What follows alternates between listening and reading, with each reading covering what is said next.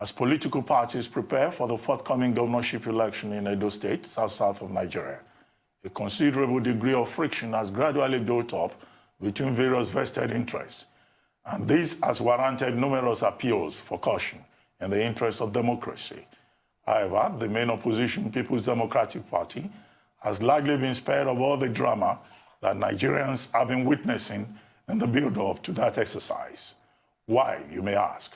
Well, joining us now to answer that question is Hon Sergius Ogun, a member of the People's Democratic Party, representing Esan Northeast and Esan Southeast Federal Constituency in Edo State. Beyond the politics, we'll also be trying to find out from him his views regarding the process of governance in the state in the past 4 years, as well as the sudden spike in the incidence of rape and violent crimes in Edo State. How much of what's going on can be linked to the forthcoming elections? Good morning, Honorable Sergius Ogun. Thank you for joining us. Good morning. Thank you. Good morning. Yes, you're welcome to the morning show. Now, quickly, let me ask you a question about the supplementary regulation that the governor of Edo State just made with regard to infectious diseases control and all of that. But people have said that that supplementary regulation is not really about infectious diseases. It's part of the fight over whether the APC should have direct primaries or indirect primaries. And is the governor, will you say the governor is acting in good faith? Because it's not only APC primaries that will be affected. Even your party, the PDP, will be affected. It's as if the governor is saying, in Edo State, you can only have indirect primary. If you look at some of the items in that regulation, for example, he says you can only hold a party event in Benin City, and the population of persons there should not be more than a certain number. What's your reaction to that? Or you think that PDP will not in any way be affected by this supplementary regulation? Yeah, well, I don't think that's going to affect the PDP because we were not planning on having a direct primaries. So our primary is going to be indirect, and we are okay with that. Whether it's a fair game, everything in politics can be fair. It depends on who is interpreting it. When we had, we're going to have the 2016 general election in Edo State, everything was cruising. The INEC chairman was in Edo State, all the security agencies, I think even sensitive materials already in Edo State, and the governor woke up then. The then Comrade Adams Oshiomhole announced that for security issues, they're going to move the elections.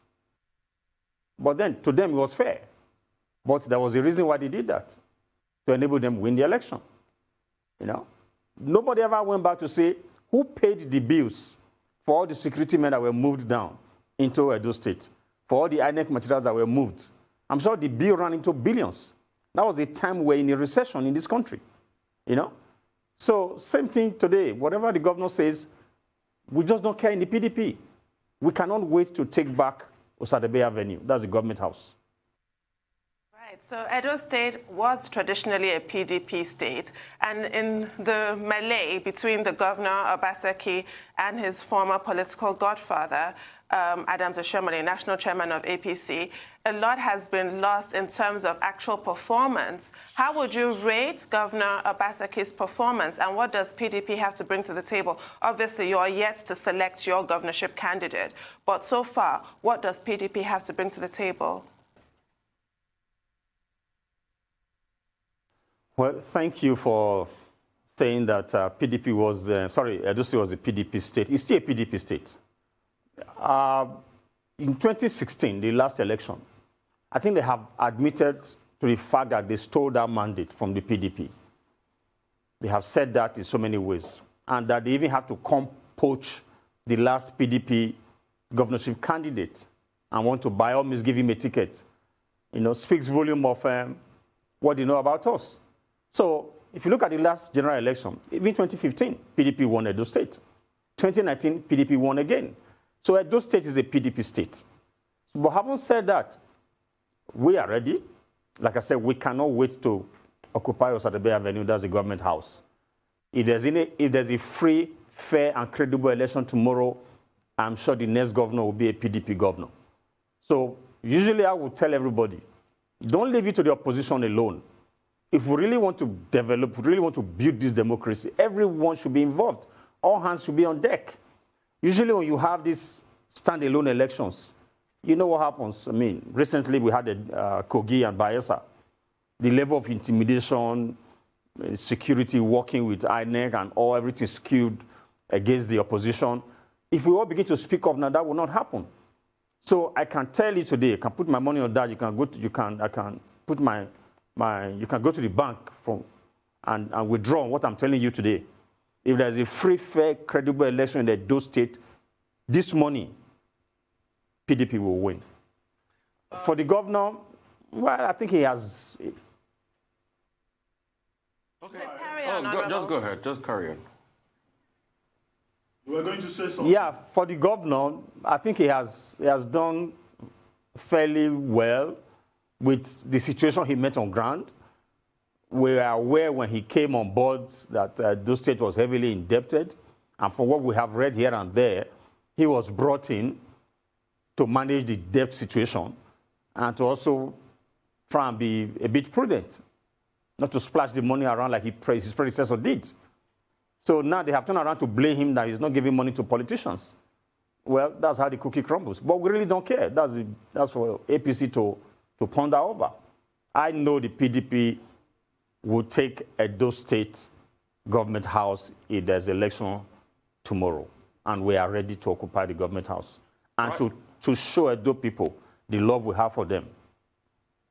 Okay, a lot of people are saying you are mistaken, sir, by saying it's been a PDP state when you've had constant APC government. And if I can remember, the last PDP governor I know in Edo State is Professor Sumbo. Since that time, we've never had any PDP government in Edo State. And a lot of people are also saying you are mistaken in the PDP to think that Eze Yamu will probably come back to the PDP if he finally gets the ticket or if he finally wins the governorship, that Eze Yamu will be an APC man, and if he eventually emerges, he will be an APC governor. That which person is the PDP putting forward now as we speak?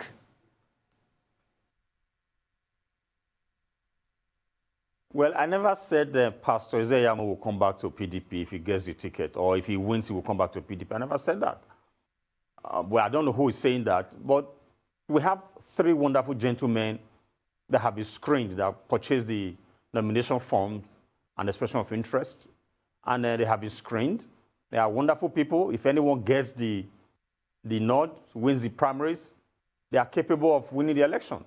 We have a gentleman in the person of Barrister Kenny Masabon, and then the other one is Engineer Gideon Ikine, and then of course my colleague in the House of Representatives, Dr. Honorable Ogbede Ihama. Any one of these three gentlemen are good to go. Well, but let's talk about Godwin Obaseki, the incumbent governor, APC. You spoke nicely about him. You said he's done fairly well. I'd like you to comment further on that. How fairly well, beyond just managing debt, which you drew attention to. And then is it true that Obaseki is talking to the PDP, and we could have a situation whereby if he loses out in the APC, you could then emerge as the flag bearer for the PDP in Edo State? Is that a possibility? I don't know if anything like that is happening. I don't know if he's talking to PDP, but if he's really talking to PDP, do you expect me to tell you that on television? Why well, not? in any case, I think, like I just told you, we have... Well, maybe after I know you have the number of the national chairman of the PDP, Chief Uche Secondus. I'm sure you can put a call through to him. But I'm not aware that that is happening. But in any event, like I mentioned, we have three gentlemen that are capable of winning the election any day. All we are asking for in Edo State is for a free, fair, and credible election.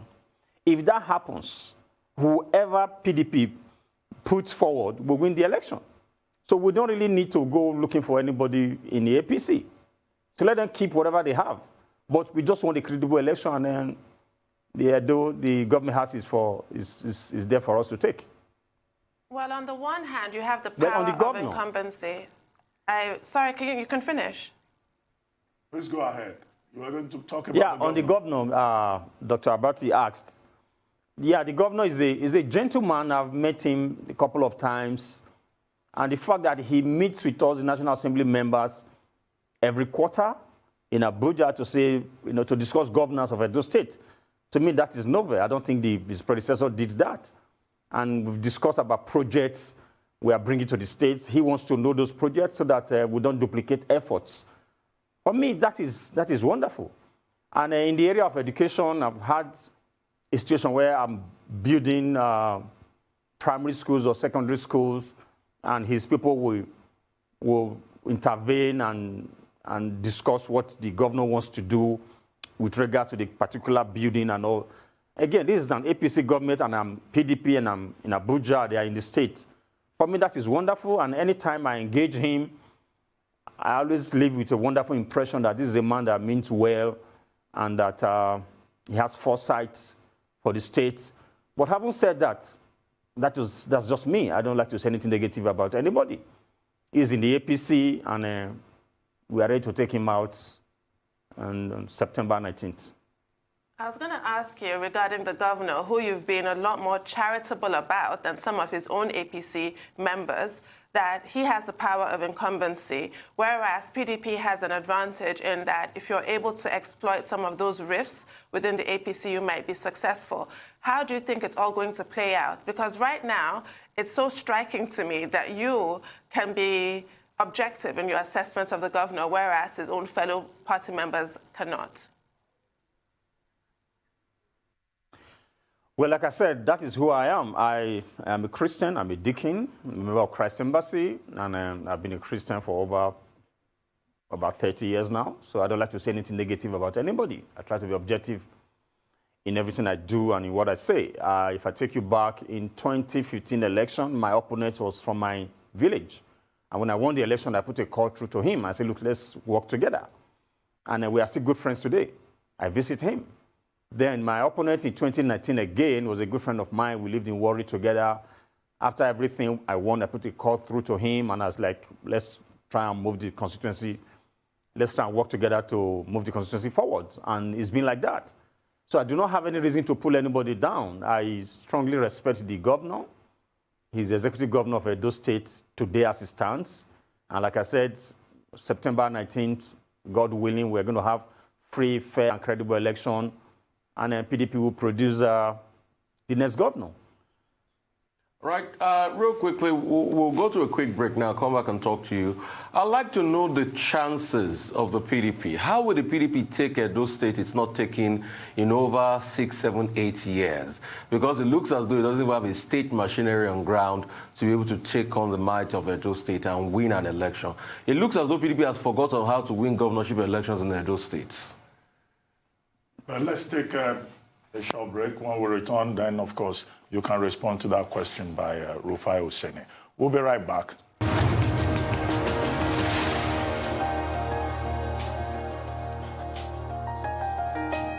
All right, welcome back to the Morning Show right here on Arise News, and we're talking to Hon Sergius Ogun from the PDP, and we're talking this morning about the forthcoming elections in Edo State. And I did ask a question earlier on. I said, what machinery or the political strength does the PDP have to win an election in Edo State? In a state where the PDP has forgotten how to win elections. The last time you had any PDP person on that seat as the governor in Edo State was the time of Professor Sumbo. That was a long while back. So what magic does the PDP want to perform now? Well, like I also mentioned to you, the national elections that has produced people like us, 2015, 2019, PDP won Edo State. So if you allow for a free, fair, and credible election, PDP will win Edo State any day, any time.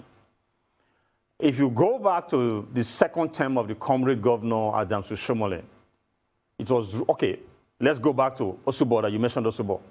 The court gave the mandate to the then governor, comrade Adams Oshiomhole. His second term, it was rumored that he got the support of the then president, that was a PDP president, even though they were good friends. Our leader then, the BOT chairman of PDP, the late Chief Aneni, was on the ground putting a lot into winning the election, and supposedly the then governor, Adams Oshiomhole, got help from the president. That is the rumor we had. So in any case, he won his second term. But in 2016, like I said before, even the APC have said different times in different ways that PDP actually won the 2016 election. And that's why they have come to poach our candidate then in that last election, Pastor Izeyamu. But the issue is not so much of the candidates. It's the fact that PDP is on ground in Edo State. Edo State is a PDP state. We haven't forgot how to win elections. So I repeat, if there's a free, fair, credible election in Edo State tomorrow, PDP will win. And I urge you all to come to Edo State September 19th, and we also plead and we appeal to the federal government to allow for a free, fair election. Because we are talking about all the crises in this country today. The foundation is in free, fair, and credible election. If you choose the right person, if you allow the people to choose whoever they vote for, most of the issues we are having today, from banditry to whatever, will not happen. In a situation where you use state apparatus to put people in power and you expect the people to listen to such a person, I mean, you have issues like we're having today. So again, my appeal will be, let us have a free, fair, credible election. And we'll be having a different discussion from maybe 22nd or 23rd of September. Well said, except that the problem is when PDP Edo State members, when they talk about winning the election, they give the impression that the PDP in Edo State is just waiting to benefit from the crisis in the APC. And of course, we don't know whether that benefit is given. But let me ask you another question. This has to do with the Edo State House of Assembly. When that house was inaugurated in June 2019, 14 members were not part of that process and were told that they relocated to Abuja.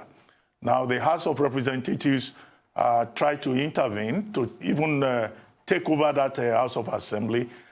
Where are we now with that matter of those 14 members of the House of Assembly who refused or who were not allowed or who have not taken their seats in that assembly? And the PDP is also saying that as far as the party is concerned in Edo State, those 14 seats are already vacant. What is the status of the controversy around that? Yeah, I think that case is in court right now as we speak. And I agree totally with the PDP. If you are elected to serve in an office and you abdicate your responsibility and you come and sit down in Abuja and be granting television interviews, and it's been a year since that assembly was inaugurated, they should vacate the seats. You know, and the next person during the election should be sworn in, which should be PDP. So if that happens today, we're going to have 14 members of the PDP in the House. And with 14 members in the House and the governorship in our hands, we're going to give Edo State quality governance, which is what they are yearning for right now. So again, I repeat, there's no reason for, because I don't want to go into the argument of the House was not properly inaugurated. I don't want to go into that argument. If you said they didn't do the proper thing, you have 14 members against 10. Then why don't you submit yourself to be sworn in?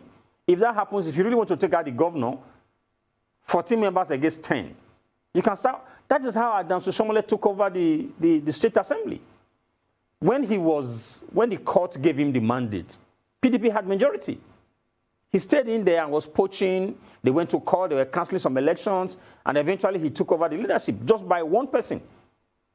You know? So I don't know what the matter is with APC, and I really think Edo State people are sick and tired of APC. They are a group of confused people, and we've had enough of them.